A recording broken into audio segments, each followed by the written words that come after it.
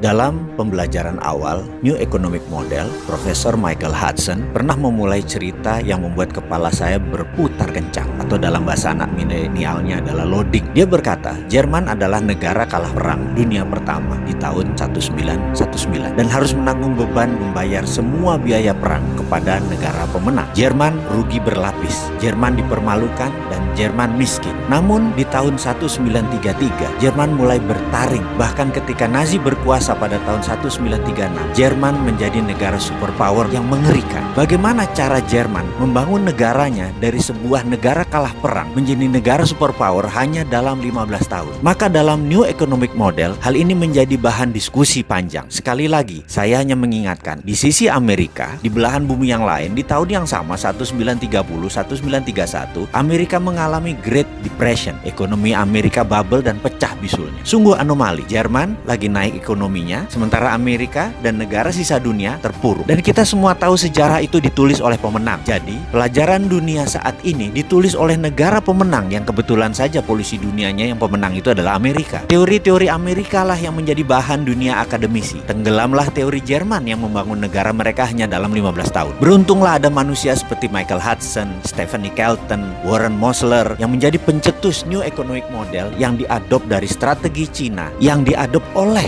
Cina sejak tahun 1990.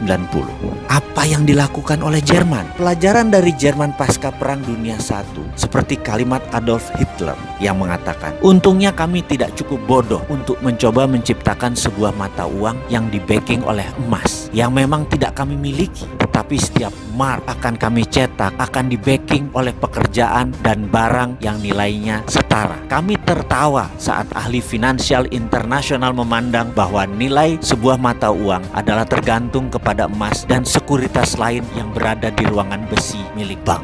Sekali lagi kuncinya ya printing money, jaminannya ya produknya. Karena semua diproduksi untuk negara. Apa yang Jerman lakukan? Ya negara bayar. Sumber bahan bakunya negara bayar, gaji pegawainya negara bayar. Urusan negara nanti mau dipakai atau mau dijual urusan Jerman. Namun ketika produksi massal itu dibuat, sayangnya mereka hanya membuat mesin perang, karena mereka akan dipakai oleh Hitler untuk melakukan invasi. Kembali ke membangun ekonomi. Kekuatan membangun ekonomi adalah platform bernegaranya. Lalu proyek yang memakai platform tersebut. Jadi proyek apa yang harus dibangun di Indonesia? Terserah. Mau meniru Jerman? Boleh. Mau meniru Cina? Boleh. Meniru Jerman adalah membuat alat-alat perang. Meniru Cina adalah membuat alat-alat produksi. Bagi saya yang penting ilmunya sudah dikasih tahu. Betul kan?